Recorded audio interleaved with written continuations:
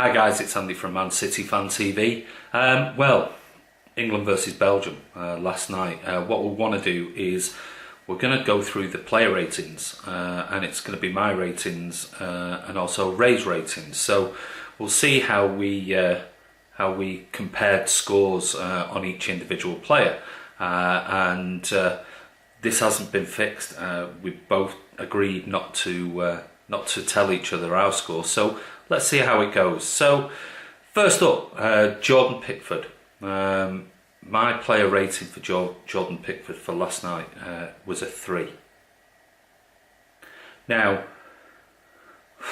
I don't know, he would never have been my first choice pick. It would have been Nick Pope, and I don't think his distribution's great. I think he's too small, and I also think he struggles with shots. I mean, we saw last night that he's had little to do in this World Cup, and yet he parried one out which could have gone anywhere, straight to a Belgian player.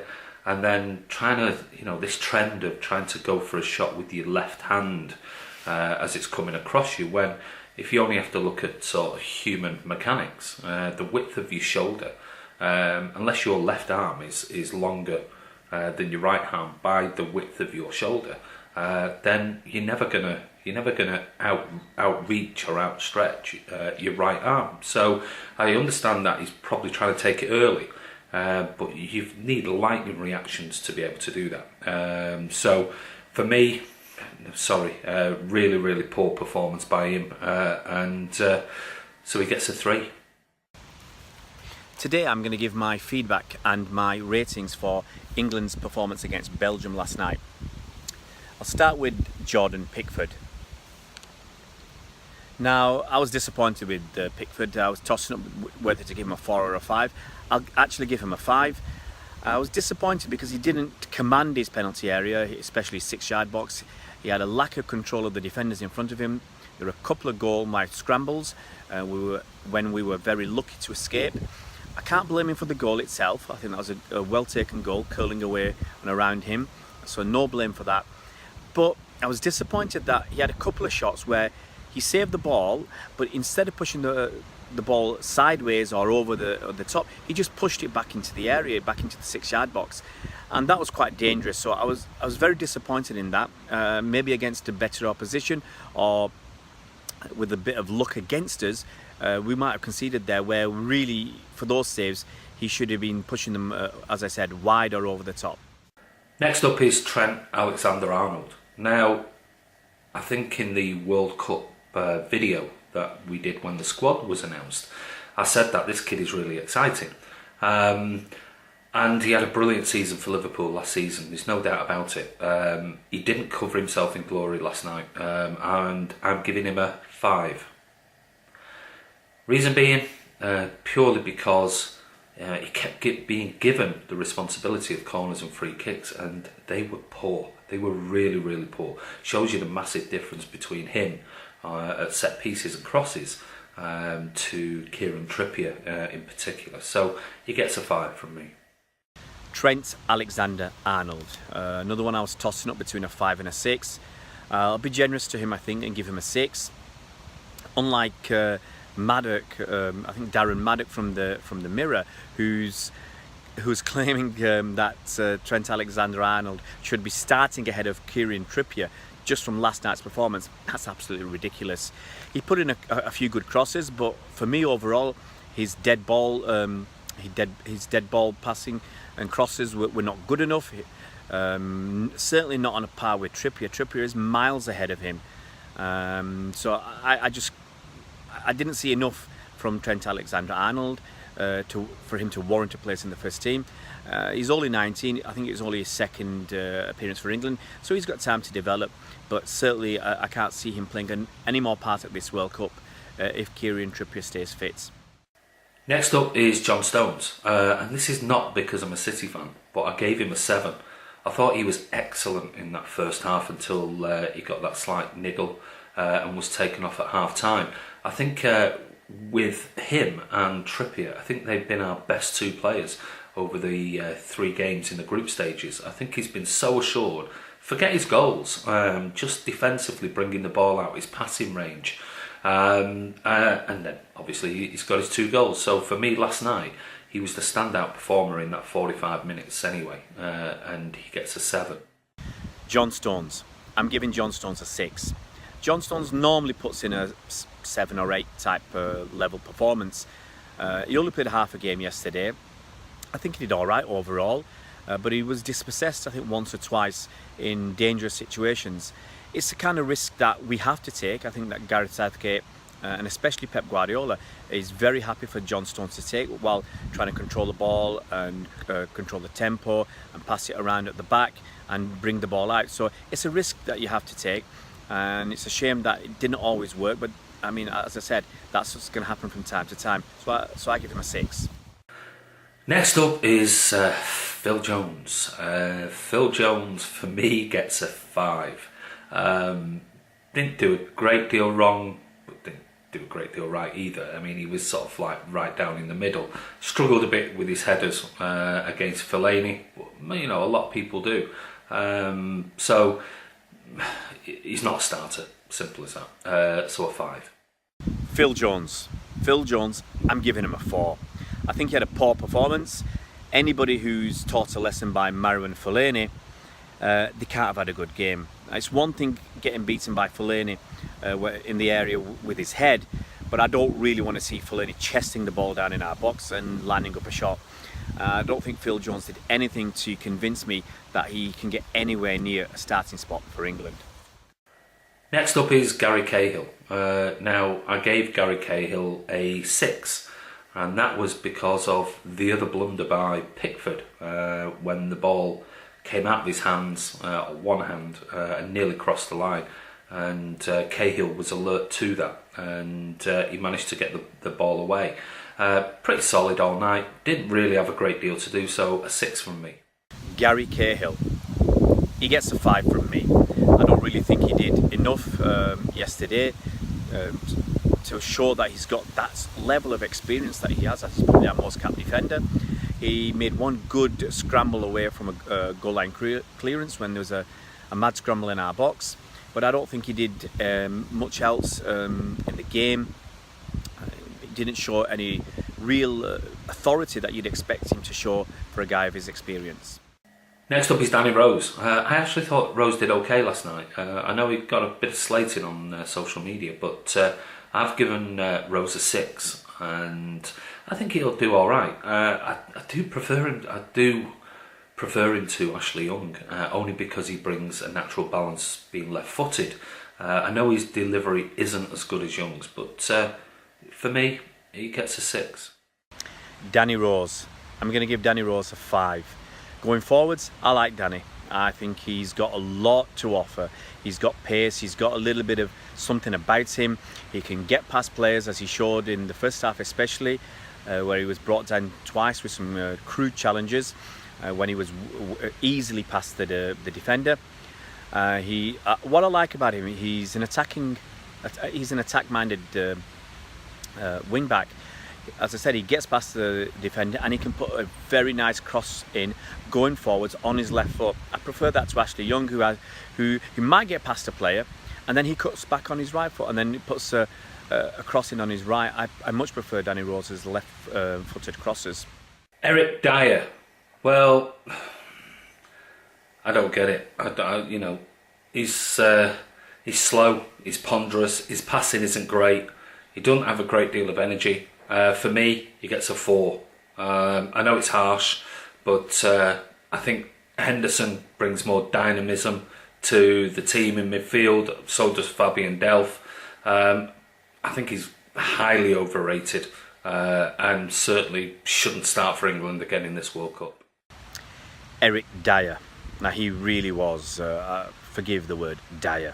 I give him a 4. He really didn't control the tempo of the game.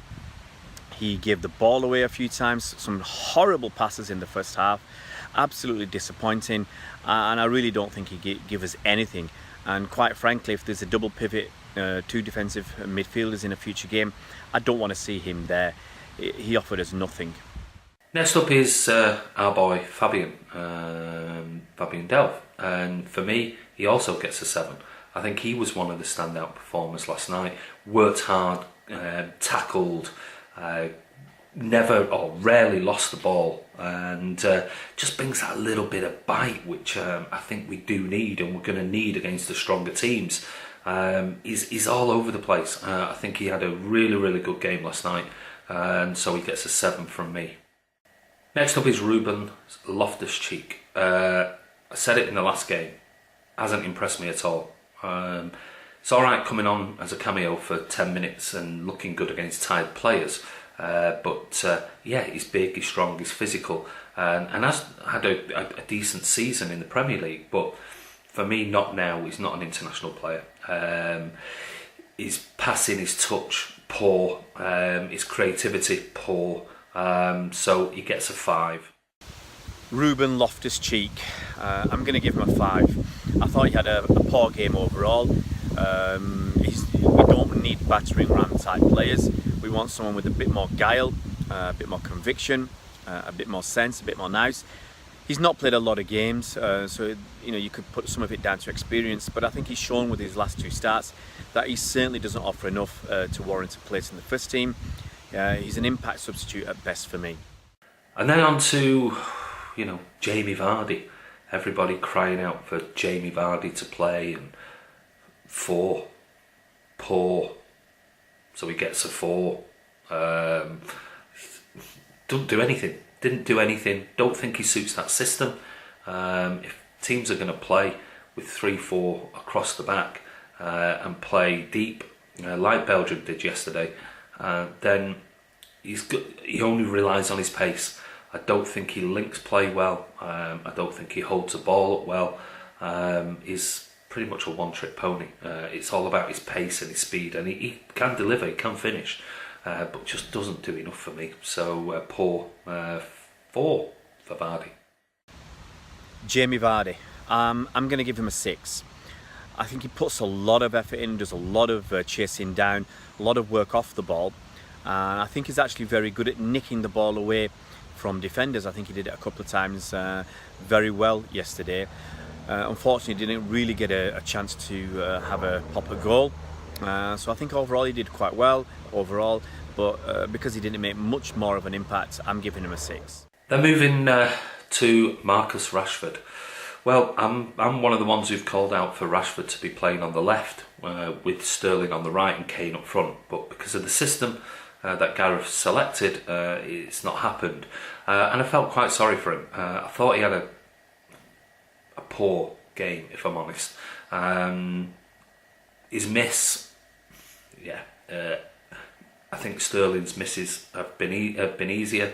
I think Lingard's misses, some of them have been easier, but he won't receive the criticism that Raheem Sterling would have if he was one-on-one with the keeper and hit it sort of 5 yards past the post, claiming that it came off the keeper's glove, which I don't think it did.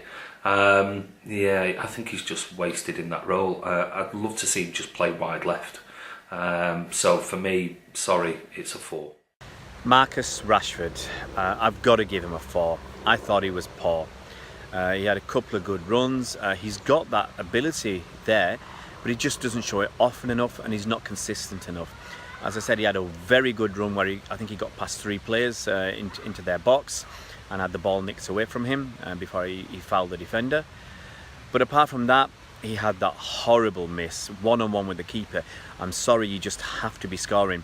And I think Harry Kane, if he was there, he'd have scored. A lot of other players, if they were in that position, I feel they would have scored. I think he opened up his body quite nicely, but he just shanked it wide. It was, quite frankly, a very poor miss. And I can't give Rashford more than a 4.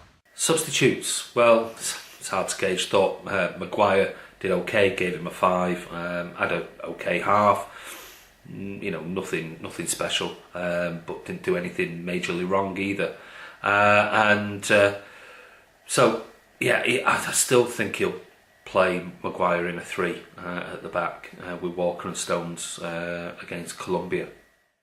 And as for the subs, Harry Maguire, I'm going to give him an 8. He came on at half-time for John Stones. And I actually love Harry Maguire. Watching him play, getting more experience. He brings the ball out from defence so easily. I think he got one run, he got past 2 or 3 players. He just looks so smooth. He can go deep into the opposition territory, around their box. He looks dangerous, and he's not a bad defender. He, unlike Danny Rose, when the player comes in trying to cut in on his left, Harry Maguire just stood there. He just stood his ground, didn't make a move one way or the other, and when the shot came in, he blocked it. That was fantastic defending. So I think he was our best player yesterday, even though he only played 45 minutes, and I'm giving him an 8. And finally, that's Danny Welbeck. I gave him a 5 only because I don't think he was on long enough to be able to really impress. And I feel sorry for him because I do think he does bring something a little bit different, but I can't see him. I can't see him getting much game time. I really can't. So it's a shame, really. And the last sub, I think he only got 10 or 12 minutes, was Danny Welbeck. And I'm going to give Danny Welbeck a 3. I think he was really poor yesterday. He had one great, fantastic opportunity when he was in the box on the left, and Courtois came out, and Danny Welbeck had no idea really where the goal was. He had so much time. He could have taken his time, controlled the ball, slotted it past him. I think he tried to flick it round him. It was really poor. He just had no idea, I feel, where he was and what to do. And I feel you could see why he was the last person out of the whole squad to get any minutes in Russia. And to be honest, he's had a good record for England, but yesterday, no, he was really bad. And I can't see him having any more minutes in this tournament.